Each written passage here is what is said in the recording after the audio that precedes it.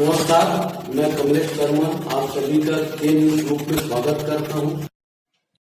कोल scam के मामले में जेल में बंद पूर्व आईएएस अधिकारी रानू साहू के साथ सह-अभियुक्त सौम्या चौरसिया पूर्व मुख्यमंत्री के ओएसडी की जमानत आवेदन सुप्रीम कोर्ट ने किस आधार पर खारिज की? यह छत्तीसगढ़ हाई कोर्ट में एक मामले में सुनवाई के दौरान अधिवक्ता ने प्रस्तुत किया। सुनिए कितना रोचक है यह मामला। रानू साहू के अधिवक्ता ने कोर्ट को बताया सौम्या चौरसिया और इस मामले में भिन्नता है। इस पूरे मामले में कोर्ट ने क्या कहा आप सुनिए। By the Honorable Supreme Court, Yes. will have any impact. Now, Lord, I've gone through that order, Yes. and I say this with respect. Yes. Lord, that's a case on a very completely different factual footing. Yes. The role is much graver for that petitioner, and none of the findings, Lord, which have been returned have any impact on my case. Huh. It is on two grounds that, Lord, the Honorable Supreme Court dismisses the bail application of the co-accused. If Your Honor could come to page 18 of this order. Yes.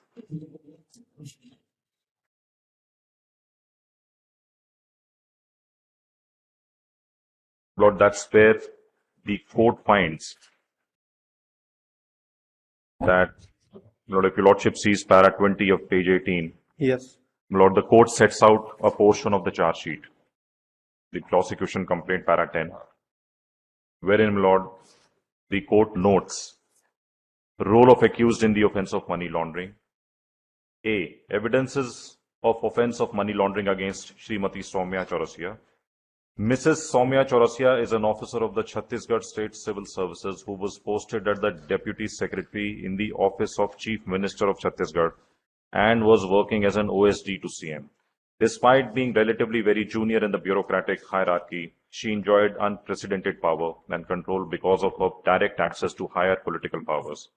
Information shared by the Income Tax Department and analysis of documents and digital devices seized during the searches conducted under Section 17 of the MLA revealed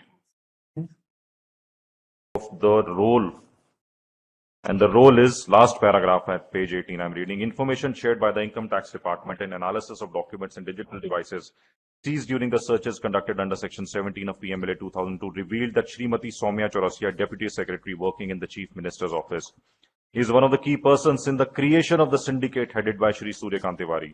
An extortion racket of this magnitude and nature was possible only when multiple state agencies fell in place and everyone supported the illegal acts of Suryakant Tiwari.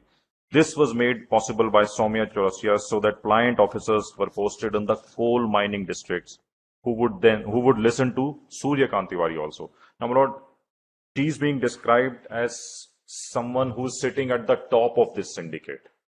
And in fact, Mr. Tiwari comes second in line by virtue of her political access to a particular office and her undeserved promotion. Despite being junior, she is sitting at a higher level.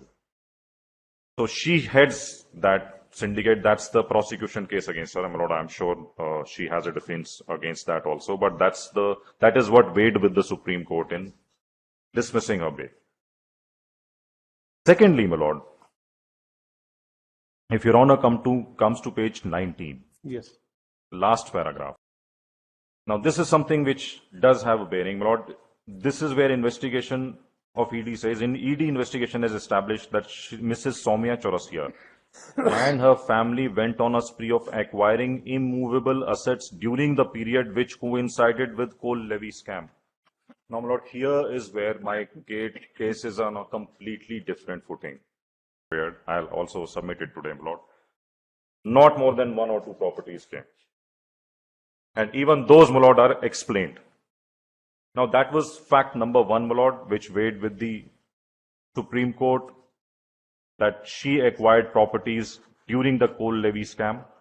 Her role was such that she was sitting at the top of the syndicate, my Lord, if there was such a syndicate. And, my Lord, if Your Lordship sees page 20, Yes. para 21, this is where a finding is returned.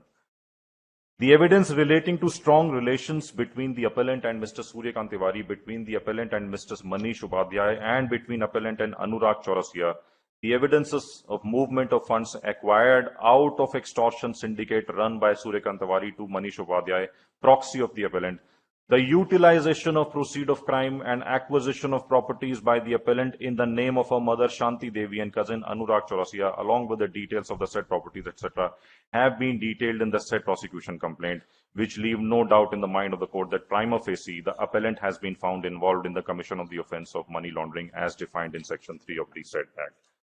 Now, my lord, very different. Not applicable on facts. Yes. The role, acquisition of properties during that time.